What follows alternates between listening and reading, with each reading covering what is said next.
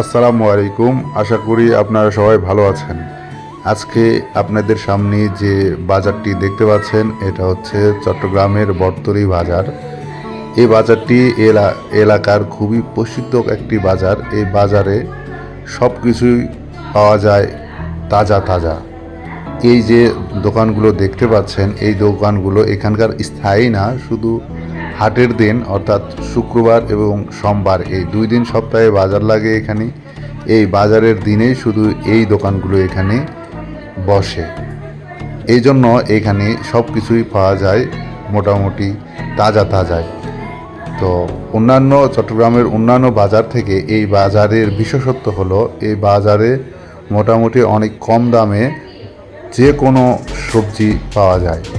অর্থাৎ আশেপাশে যে বাজারগুলো রয়েছে এই বাজারগুলো থেকে এখানে অনেক কম দামেই এবং সব তাজা তাজা শাকসবজি পাওয়া যায়, যার কারণে এই বাজারটা খুবই প্রসিদ্ধ এই এলাকার। এখানে আপনাদের সামনে যে সবজিগুলো দেখতে পাচ্ছেন, যেমন এখানে পেঁয়াজ বর্তমান বাজারে 30 টাকা কেজি দরে বিক্রি হচ্ছে, বেগুন মাত্র 20 থেকে 25 টাকা কেজি এবং আলু 5 কেজি 100 টাকা দরে বিক্রি হচ্ছে। এছাড়াও এখানে সব ধরনের এই যে এখানে দেখতে পাচ্ছেন আলু এখানে 2 ধরনের আলু রয়েছে। একটা হচ্ছে লাল যে আলুগুলো এবং একটা আছে দেশি আলুগুলো। এই লাল আলুগুলো 5 কেজি 100 টাকা এবং দেশি আলুগুলো 30 থেকে 35 টাকা কেজি দরে বিক্রি হচ্ছে। এছাড়াও টমেটো 20 থেকে 25 টাকা, সিম 30 থেকে 35 টাকা কেজি দরে বিক্রি হচ্ছে। বিভিন্ন ধরনের শাক পাওয়া যায় এখানে, লাল শাক, কলমি শাক, পুঁই শাক ইত্যাদি 10 থেকে 15 টাকা আটি দরে বিক্রি হচ্ছে। বাঁধাকপি এখানে বিক্রি হয় 20 টাকা থেকে 25 টাকা পিস। এছাড়াও এই বাজারে সব ধরনের পণ্যই পাওয়া যায়। এই গাজর দেখতে পাচ্ছেন, দেশি গাজর, এই গাজরগুলো এখানে 30 টাকা কেজি বিক্রি হচ্ছে।